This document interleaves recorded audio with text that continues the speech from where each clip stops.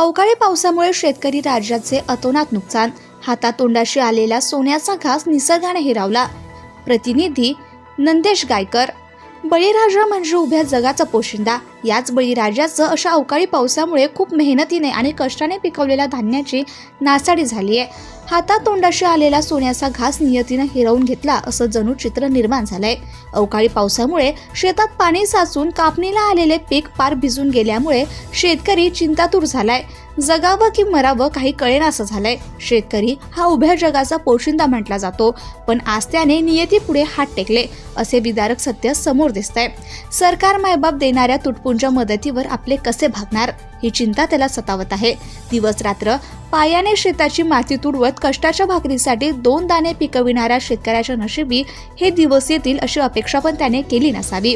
यंदाची दिवाळी पण त्याच्या मुलाबाळांना सुखाची मिळाली नसेल असे भयान वास्तव त्याच्या पदरी आलंय. नोव्हेंबर अखेर शेतकऱ्याच्या पीक कापणीला येतो, पण या सततधार पडणाऱ्या पावसामुळे शेतात पाणी साचलं असल्याने भिजलेला भात कापून मी करू काय अशी व्यथा त्याने मांडली आहे.